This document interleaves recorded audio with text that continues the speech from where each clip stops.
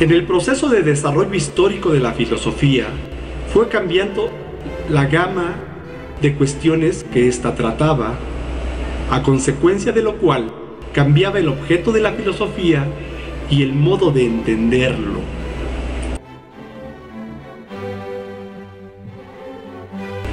Así, en la sociedad esclavista no existían aún ciencias particulares,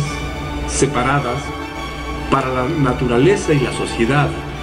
para las diversas formas del movimiento de la materia, y la filosofía era el saber en general y, al principio,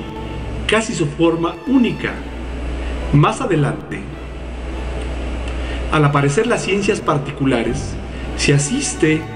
a su segregación de la filosofía. El progreso del saber hizo que la filosofía dejara de actuar poco a poco en el papel universal de ciencia de las ciencias y quedaran como materia de su estudio las cuestiones más generales del ser y el conocimiento. La filosofía científica de nuestros días estudia las leyes más generales del desarrollo de la realidad que se manifiestan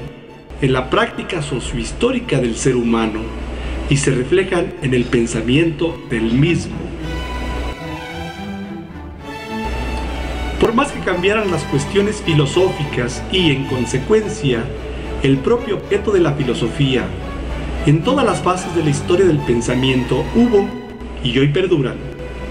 los problemas del ser, del conocimiento, de la vida humana comunes a todas las doctrinas filosóficas y que,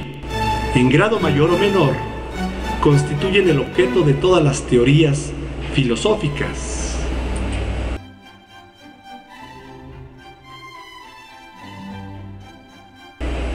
De un modo u otro, los filósofos siempre respondieron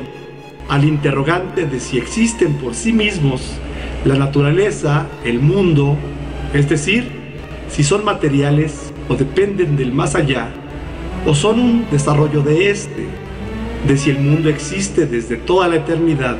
o fue creado por un espíritu, por una divinidad, de si el mundo, la naturaleza, se encuentran en movimiento, en mutación y evolucionan en razón de sus propias leyes objetivas, independientes de la conciencia, del espíritu, o si no existen tales leyes objetivas y el movimiento, la mutación en el mundo dependen de una influencia externa del espíritu, la divinidad o la conciencia del hombre, de su mente, su voluntad, etc. Todos estos interrogantes y otros muchos que en las doctrinas antiguas se denominaban ontológicas siempre han figurado y siguen figurando entre las cuestiones de la filosofía. El progreso de la ciencia y de la propia filosofía tenía que acrecentar necesariamente la significación de la problemática gnoseológica, es decir, de las cuestiones relativas al proceso del conocimiento, tales como la correlación entre el pensar y el ser, entre nuestras representaciones del mundo y el mundo real, los problemas del sujeto y del objeto, de todas las vías y medios, estadios, formas y métodos del conocimiento de la realidad, las cuestiones concernientes a la verdad y el criterio de la misma.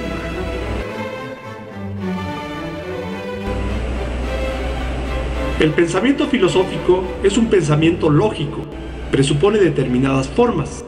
categorías y nociones lógicas en las que se realiza,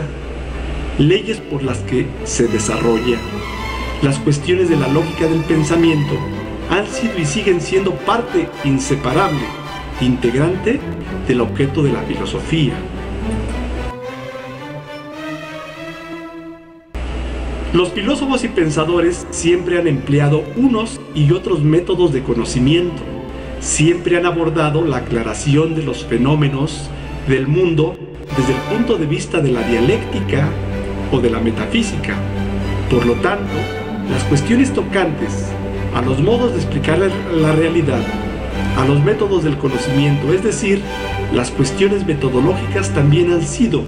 y son objeto de la filosofía.